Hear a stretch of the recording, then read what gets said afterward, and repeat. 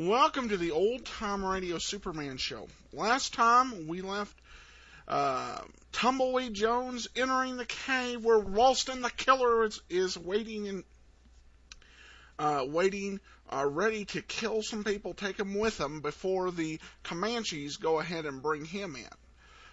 But before we get started, I encourage you to check out our store, lulu.com/lasersword. Don't visit our site right now. We're dealing with some issues there. Also, please cast your vote for us at podcastalley.com. But without any further ado, let's go ahead and get into, I've forgotten the title, The Howling Coyote, Part 11. Presenting the transcription feature, Superman! Look at the sky! Look! It's a bird! It's a plane! It's Superman!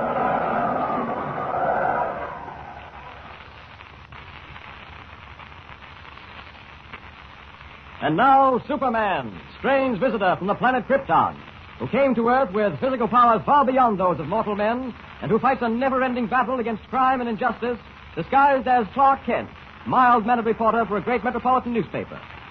Many adventures have befallen Clark Kent and Jimmy Olsen on their visit to the ranch of Comanche Joe, wealthy Indian oil man. Our last episode revealed that Ralston, Comanche Joe's ranch foreman, was responsible for the strange accidents which were always preceded by the weird howling of a coyote. While Superman, in the guise of Clark Kent, drove into town to bring Jimmy Olsen back from the doctor, the warriors of the Comanche tribe surrounded the escaping Ralston and drove him into a mountain cave. Just inside the entrance of the cave, Ralston waits, rifle in hand, resolved to sell his life dearly. Tumbleweed Jones, Jimmy's friend, prepares to go in and get him. Listen. We've tossed a coin, Comanche, and I've won. I reckon as how it's up to me to go in and hog-tie that coyote Ralston. Well, all right, Tumbleweed, all right. But here, you better take my rifle. Rifle? You know I don't have no truck with firearms. I'll stick to my bow and arrow. I can't put an arrow through Ralston's heart. I don't deserve to come out alive. Ralston! Ralston, can you hear me? I hear you, all right, Tumbleweed. I aim to give you one chance for your life. Come on out of that cave and come quiet, and you'll get a trial by law. You want me, Tumbleweed? You'll have to come in and get me. That's what I was for. Ralston, here I come. Tumbleweed, be careful. He's probably drawing a bead on you right now. I ain't aiming to walk right up to that cave, right smack out in the open. I reckon that's how I can show Ralston a trick or two he never heard of before. Now, if I can just make that thing for his spot. Here goes. God, that was close. Kind of exciting. Tumbleweed! Yeah, Ralston? I missed you that time, but I won't miss again. You'll have to make for that next tree, Tumbleweed, and I'll cut you down before you reach it. He's got something there. Well, only one thing to do. I'll stick my hat on top of this arrow here and draw his fire. The minute he shoots, I'll skin for that tree. Hope I can make it before he shoots again. Now, just stick the hat out in front of the tree where Ralston can see it. Run like the dickens. Dive for that tree, Tumbleweed. Dive! What do you know? I made it. Now, I'll just fit an arrow to my bowstring and start working my way up to the cave to these bushes. Here we go now.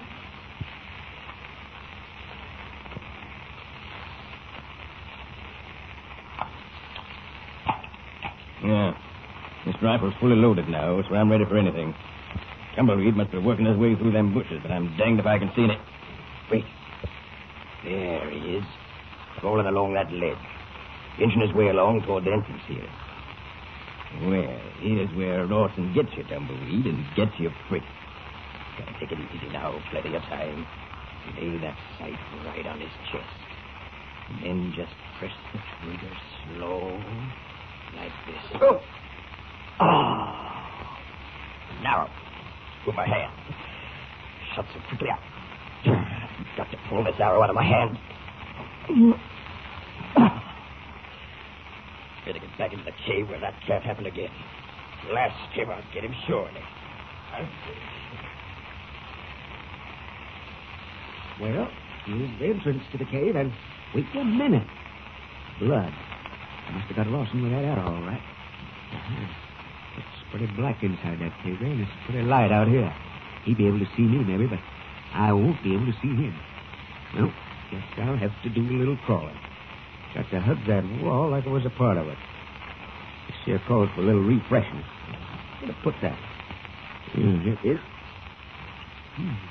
Take my good. Yes, sir. Best fudge I ever made. There's nothing like... What? Suffering prairie dogs, that was close. Dang it. Made me swallow my fudge, too. But that shot gave me some idea where Ralston is, though. Down on your belly, Tumbleweed, and start crawling into that cave. That's progress. It's fire. Oh, my shoulder. It got me. You bet I got the Tumbleweed. Luck, that's all it was. Just luck, Ralston. Yeah? Well, if that bullet didn't break your shoulder, I'll be very much surprised. You can't use that bow and arrow now, Tumbleweed, so it's my turn to howl. Blast you. Here I come, Tumbleweed. Here I come to put a bullet through you. You've got me all right, Ralston, but you'll never get away. Comanche Joe's outside and them Indians. They'll get you sure. I know that. It's going to give me a lot of satisfaction to take some of you with me. And you're the first, Tumbleweed. I'm throwing a bead on your heart. In another few seconds, you're a dead man. Well, ain't you going to beg me to let you go? Ain't you going to plead with me to spare your life? I ain't begging, Ralston. No, Tumbleweed? Well, then, I'm shooting. No, I'm sorry, Doctor. Jimmy and I would like to spend more time with you here in town, but we really must be getting back to Comanche Joe's ranch. Yes, Doc. We just gotta go. I'm kind of anxious to get back because Tumbleweed Jones said he was going to have a surprise for me. Yes, And besides, Doctor, I'm anxious to find out whether or not they've captured Ralston. Well, you can telephone the ranch house, can't you? Why do that, Doctor, when it won't take more than a few hours to drive back over the mountains to Comanche's ranch? Because I want you to remain here as my guest for a while. I know, but... Great heavens, Mr. Kent. Look, you arrived here last night to take Jimmy back with you. Well, I spent the most interesting evening I've had in many a year, talking with someone who knows what's going on in the world. Now you want to leave. Oh, but we've got to, Doctor. Gosh, I'm just dying to find out what kind of a surprise Tumbleweed Jones has for me. Now, look here. It's late in the afternoon. It'll be dark before you reach Comanche Joe's ranch. Besides, Kent, Jimmy here ought to have another good night's rest before taking that trip. Especially in that dilapidated old junk heap you call an automobile. Well, Comanche Joe doesn't have much use for modern inventions. Doctor, I'm sorry. I'd really like to spend another night here with you. I've enjoyed our long talks together as much as you, but...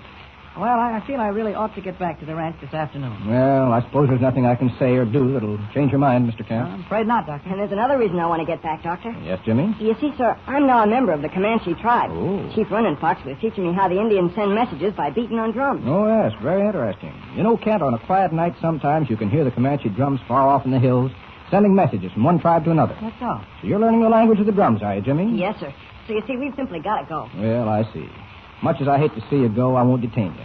I'll see you to that monstrosity you call a car. Will Jimmy be all right, Doctor? I mean, anything we should do? Oh, I don't think so, Mr. Kent. Just be sure to keep clean bandages on his head and Jimmy, you take it easy. No excitement of any kind for a while. Okay, Doc. Hey, Huh? look at the car. What? Oh, a flat tire.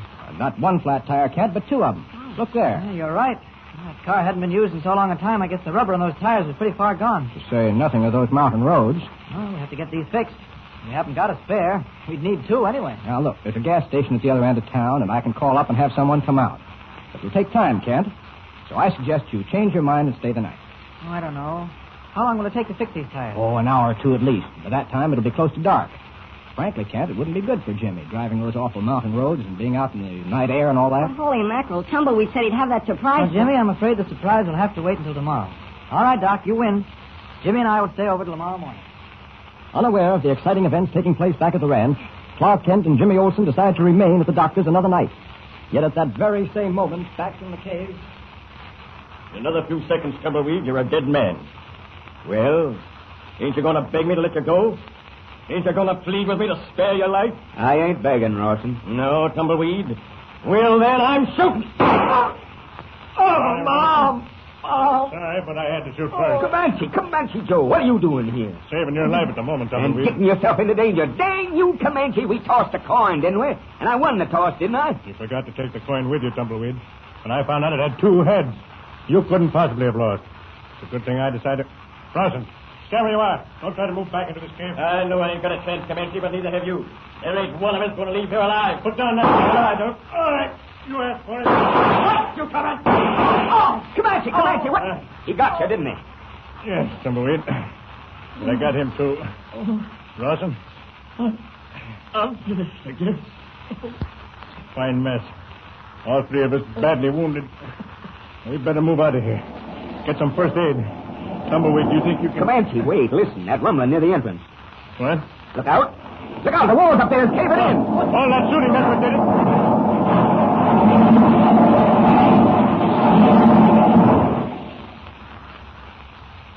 Well, the rock has stopped falling. But it's dark in here now. Pitch black. Comanche, what do you think? We're walled up. Hundreds of tons of rock. The entrance to the cave is completely blocked off. Do you think they can get through to it? Ralston, Tumbleweed, I think we'd better face it. We're wounded, all three of us, in a pretty bad condition. In another few hours, the air in here is going to start getting low. They've got to reach us in 2 or 3 hours. Do you think they will? You think they'll be able to get through all that rock in a couple of hours? No, Tumbleweed. No. Trapped. Entombed within the cave, Comanche, Tumbleweed, and Ralston are in a pretty bad way. Can Superman, having decided to remain in town and unaware of their danger, possibly help them? Be sure to hear the next thrilling episode of our story with Superman. And remember, tune in the next thrilling installment of the transcription feature, Superman. Up in the sky, look! It's a bird! It's a plane! It's Superman!